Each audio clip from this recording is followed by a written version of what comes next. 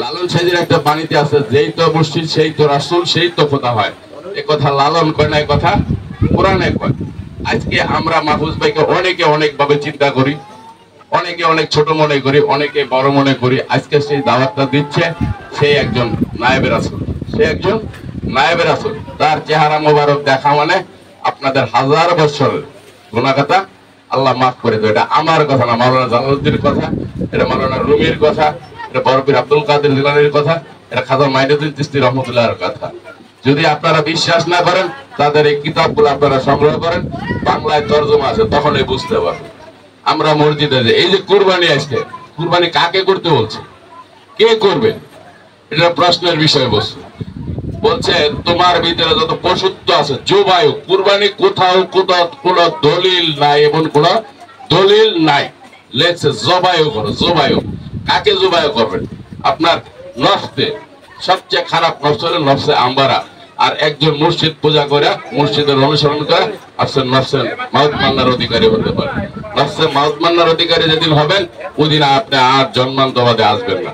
যতক্ষণ আপনি জন্মান্তবাদে আসবেন, অতক্ষণই আপনার জেল জরিমানা করতে হবে। আজকে আমরা প্রত্যেকটা মানব জাতি কিন্তু জেলখানায়। তো একজন নূরে মোহাম্মদ কি শিখায়?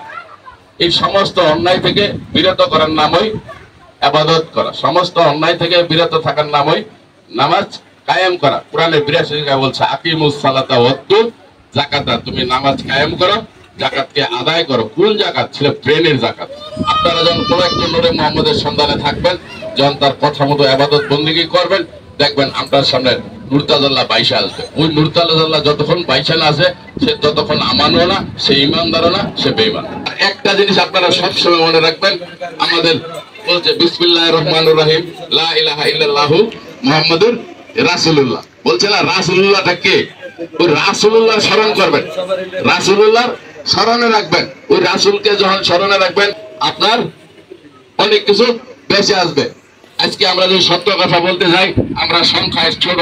ওয়াজ করলে যদি তরিকাপন্থী আহলে বায়াতের লোক যারা আছে, তাদের সাথে যদি কথা বলি, তারা অনুভব করবে। যারা আমজনতা, তারা শুইনা খালি চলে যাবে। তো আপনাদের কাছে একটা জোর অনুরোধ করবো, যেহেতু আপনাদের আমি সাবেক মেম্বার ছিলাম, আমার এটা দাবি, এটা আমার পাড়া, এটা আমার ঘর, এটা আমার সব। আমি চাবো সমস্ত মানুষ আমরা সুন্দরভাবে এক হয়ে যেন চলতে পারি।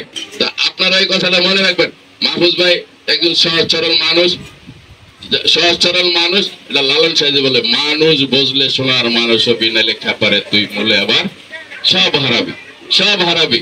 তো উনি একজন গদিনীশীল পীর। ওনার স্বাস্থ্য পাত্তা থাক, দাড়ি না থাক, কিচ্ছু না থাক, ওনার ভিতরে একটা জাগ্রত নূরে মোহাম্মদ আছে। ওই নূরে মোহাম্মদকে অনুসরণ করা, আপনারা নিজেরা নূরে মোহাম্মদ হন।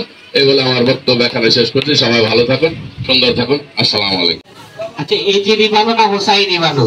হোসাইনি ভালো। আমরা সবাই কি হোসাইনি হোসাইনি মশাই, আমরা সকলকে কবুল করি।